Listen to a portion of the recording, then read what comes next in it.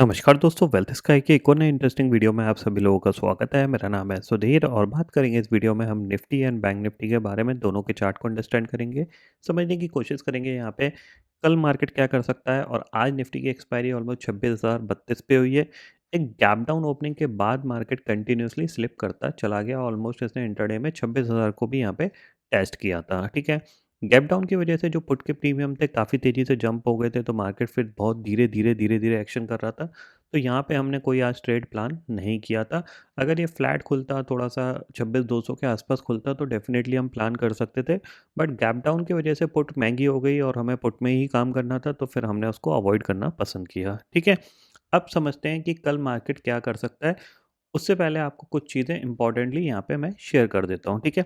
सबसे पहली चीज़ आती है यहाँ पे कि अगर आप ऑप्शन चेन डाटा को देखोगे, तो यहाँ पे देखो निफ्टी की एक्सपायरी हो गई है। ज़ाहिर-सी बात है, आपको 2 दिन बाद क्या है, आरबीआई की क्रेडिट पॉलिसी है।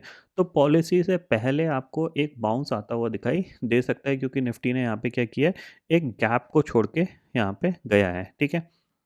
अगर आप यहाँ पे देखोगे तो ये एक गैप क्रिएट किया हुआ है यहाँ पे। इस गैप को ये फिल करने ऊपर की तरफ आ सकता है, ये ध्यान में ज़रूर रखिएगा। ठीक है? मेरे को एक्सपेक्टेशंस ये था कि ये गैप फिल हो जाता आज ही के दिन में, तो फिर एक सेलिंग का एक अच्छी पोजीशन बन सकती थी। बट मार्केट है, कुछ भी कर सकता है, तो हम अपने रिस्क रिवार्ड रेशियो के हिसाब से ट्रेड करना पसंद करते हैं। तो वो ज़्यादा इम्पोर्टेंट रहता है, तो फिर ट्रेड बना नहीं, तो थोड़ा-सा अवॉइड करना ही पसंद किया था। ठीक है? अब करंटली अगर आप ग्लोबल फ्यूचर्स देखोगे, तो यहाँ पे आपको देखने को मिल रहा है कि डाउ फ्यूचर करीब 82 पॉइंट ऊपर है और नैस्डैक फ्यूचर करीब 97 पॉइंट ऊपर कामकाज कर रहा है। अगर आप यहाँ पे देखोगे, तो कह सकते हैं कल इनमें एक प्रॉफिट बुकिंग देखने को मिली थी, उसके बाद आज कह सकते हैं एक बाउंस बैक देखने को मिल रहा है। तो क्या सस्टेन्ड करेगा या फिर यहाँ पे प्रॉफिट बुकिंग आएगी, वो हमें रात में पता चलेगा। ठीक है? अब यहाँ पे हम देखते हैं कि एक्चुअल में निफ्टी के चार्ट के पॉइंट ऑफ व्यू से कैसा दिख रहा है। ठीक है? देखो, यहाँ पे एक हाई लगा जो कि करीब 26,325 का था, और हमने आज जो लगा लाया, लो जो लगा वो हमारा 26,000 का लो लग चुका है। ठीक है? अब आप यहाँ पे देखोगे, थोड़ा-सा ये एक मोमेंटम हुआ। ठीक है? उसके बाद ये रिट्रेसमेंट है, तो ज़ाहिर-सी बात है ऑलमोस्ट 50% रिट्रेसमेंट हो गया है, तो बाउंस बैक आ सकता है। ठीक है? क्योंकि मैंने बताया ना आपको, एक गैप छोड़ रखा है, तो कल या फिर परसों में एक बाउंस बैक आ सकता है, मेबी कल भी आ सकता है, ये ध्यान में रखिएगा। क्योंकि आज ऑलरेडी ये तेज़ी से नीचे आया है, तो थोड़ा-सा पुल बैक करके उसके बाद जब ये गिरेगा, तो हो सकता है 26,000 को ब्रेक कर सकता है। अगर इसी फ्लो में 26,000 को ब्रेक करेगा, तो फिर थोड़ा-सा मार्केट अपने आप को होल्ड कर जाएगा। ठीक है ना? सबसे अच्छा है कि यहाँ से एक न्यू प्राइस एक्शन क्रिएट होना स्टार्ट हो। ये यहाँ से इस तरीके से ऊपर जाए और फिर एक न्यू प्राइस एक्शन बन के नीचे जाएगा, तो फिर हम समझ सकते हैं कि आगे आने वाले दिनों में थोड़ी-सी सेलिंग हमें कंटिन्यू देखने को मिल सकती है। ठीक है? ये पॉइंट आपको ध्यान में रखना है। अब शॉर्टर टाइम फ्रेम के हिसाब से देखा जाए, तो आज मार्केट ने किया है, बिल्कुल धीरे-धीरे ये लो की तरफ ही यहाँ पे मूव किया और एंड ऑफ द डे जाके थोड़ा-सा ऊपर जाके क्लोज़ हो गया है। तो सिंपल सी चीज़ क्या है कि इस हाई के ऊपर अगर निकलता है, तो हम डेफ़िनेटली इसको बाय कर सकते हैं 26,100 के ऊपर।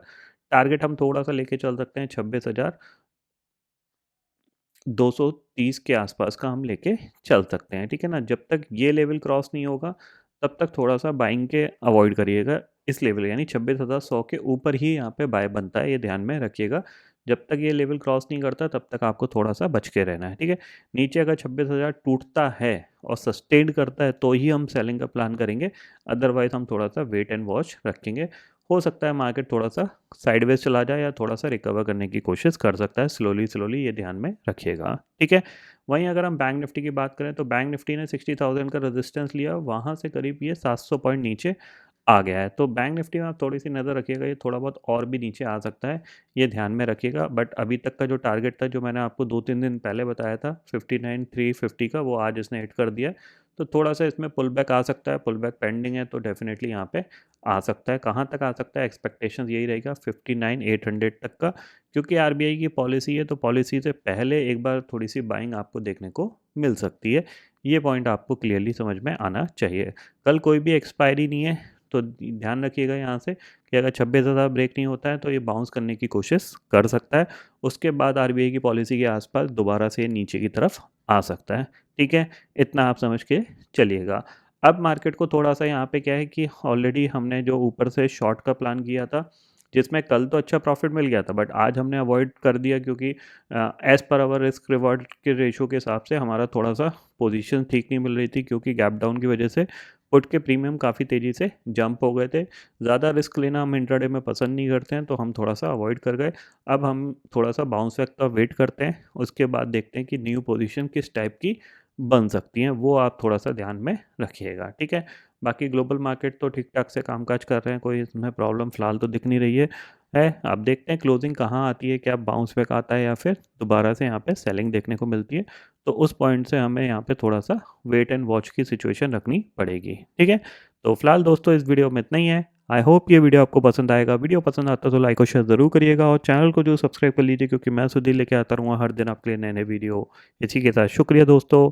जय हिंद।